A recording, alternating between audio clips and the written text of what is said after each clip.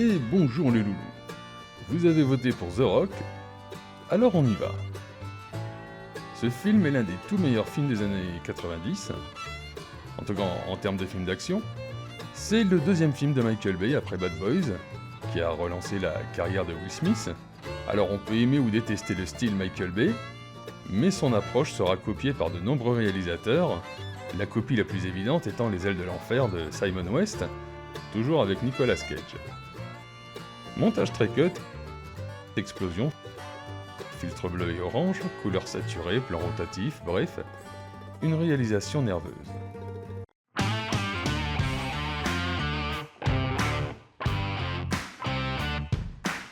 Le style Michael Bay est appelé le Bayhem, une contraction entre le nom du réalisateur et le mot mayhem, qui veut dire bordel ou chaos en anglais.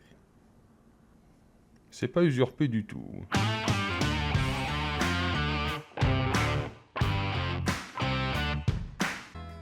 De par sa grosse maîtrise technique, Bay présente une action épileptique mais lisible tout en cherchant à donner le maximum d'informations à l'image. Cela lui vient de son parcours professionnel puisqu'il a commencé par faire des spots de pub et des clips vidéo, comme le mythique I Would Do Anything for Love de Meat Loaf. Au départ, on propose le rôle à Schwarzy qui refuse parce qu'il n'aime pas le scénario. Le rôle plaira donc à Nicolas Cage, qui sortait de deux énormes succès critiques, avec Kiss of Death, dans lequel il était méga flippant, et Leaving Las Vegas. Bref, Cage est à son top à ce moment-là. Mais le rôle principal est tenu par Sean Connery, acteur légendaire, toujours impeccable. Ancien James Bond, qui a retrouvé le succès avec Le Nom de la Rose et Highlander après une longue traversée du désert. Il a été un énorme soutien pour Michael Bay et toujours très professionnel. Comme le tournage se passait sur une île, l'équipe et les acteurs arrivaient le matin et repartaient le soir, Sean Connery a décidé de rester sur place dans une caravane, histoire d'éviter les allers-retours. Et enfin, l'incroyable Ed Harris, capable de jouer les personnages les plus attachants et les plus horribles, complète le casting principal. Mais il y a aussi un truc particulier dans ce film, c'est la musique. C'est vraiment ce film qui va imposer pendant 20 ans le style Zimmer, et non seulement il va être copié, mais Zimmer va aussi se copier lui-même et créer un studio pour d'autres compositeurs qui feront du Zimmer. Alors The Rock, c'est comme un Die Hard, mais en plus gros. Tout commence avec le général Hummel qui assiste à un enterrement. Excédé par l'ingratitude de son gouvernement envers ces hommes qui sont morts pour le pays sans indemnité ni funérailles militaires, il décide d'agir. Avec l'aide de ces hommes, il vole des missiles VX et prend le contrôle d'Alcatraz. Il enferme les touristes dans la prison et appelle la Maison Blanche pour que les familles des soldats soient indemnisées. Les missiles VX sont des armes qui diffusent un gaz neurotoxique et peut tuer des milliers de gens quand il est libéré dans l'atmosphère. Il faut donc neutraliser les missiles, ce qui implique qu'il faut pouvoir entrer dans Alcatraz. Et donc il faut le faire en toute discrétion. Et ça c'est compliqué. Pour neutraliser les missiles, le FBI fait appel à l'un de ses agents, Stanley Goodspeed, qui est un chimiste, mais pas un homme de terrain. Il reste à savoir comment entrer dans Alcatraz. Ils n'ont personne, sauf peut-être un homme, John Mason, qui s'en est déjà évadé. John Mason est un agent secret britannique qui est prisonnier du gouvernement américain depuis 30 ans sans procès ni avocat. C'est Goodspeed qui arrivera à le convaincre après une course-poursuite avec casse de Ferrari et plan rotatif sur ciel bleu, spécialité de Michael Bay, mais surtout, il n'humiliera pas Mason devant sa fille. Le FBI lui proposera une libération immédiate s'il coopère, mais Mason n'y croit pas. Les troupes d'intervention guidées par Mason entrent sur l'île, mais repérées par un capteur, se retrouvent encerclées dans les douches de la prison. Et suite à une scène très tendue, trouvent la mort abattue par les hommes du général Hummel.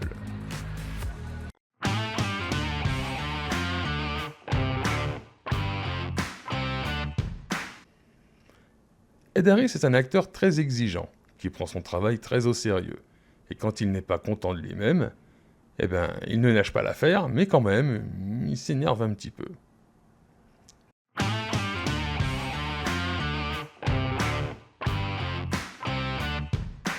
Du commando de base, il ne reste que Mason et Goodspeed. Et on ne les recherche pas tout de suite, puisque tout le peloton a été éliminé, on pense qu'il n'y a plus personne. Ils vont donc continuer la mission et retrouver les missiles un par un, en enlevant les puces de guidage des missiles afin qu'ils soient inutiles. Mais à force, ils vont attirer l'attention et se faire traquer.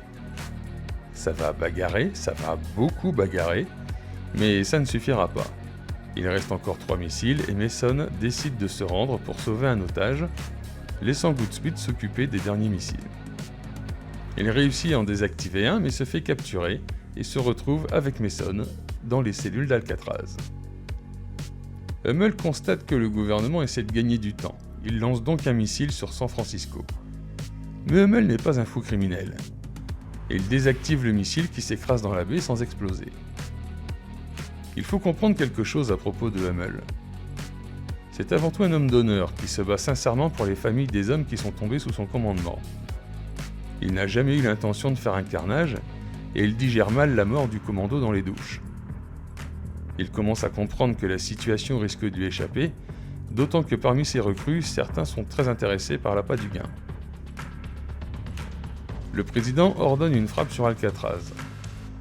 Mason et Goodspeed s'évadent de leur cellule et n'ont plus qu'un missile à gérer, mais les hommes d'Hummel se retournent contre lui et s'entretuent. Hummel y perdra la vie.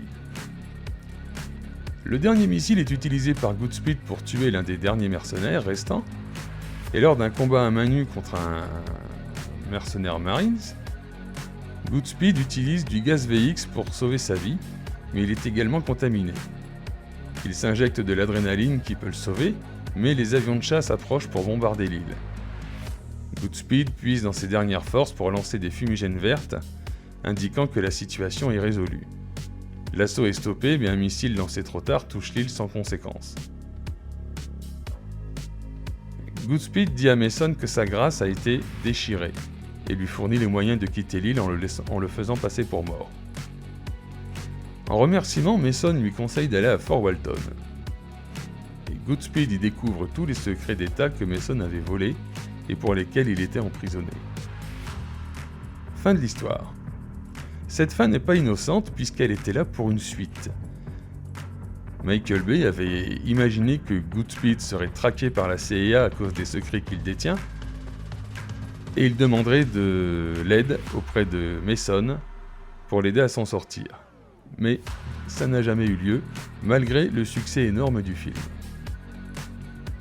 Est-ce que tout ça, ça nous fait un bon film ? Clairement oui. Malgré un rythme parfois trop rapide, on ne s'ennuie pas. Les acteurs sont au top, la musique aussi, et la réalisation est clairement moins vulgaire que dans Bad Boys 2 ou Transformers. C'est le film le plus soigné de Michael Bay, à part peut-être The Island, et encore, The Island il est soigné jusqu'à la moitié. C'est aussi l'un des films les moins patriotiques de Michael Bay, qui est un grand fan de l'armée américaine. Le méchant est un héros tragique animé par de nobles motifs, mais avec des moyens contestables, et le FBI est un ramassis de raclures qui ne se remet jamais en question. Cette ambiguïté est l'un des points forts du film, qui fut le gros carton de 96. Et malgré toutes les critiques qu'on a pu faire sur le style, il a été recopié par énormément de productions.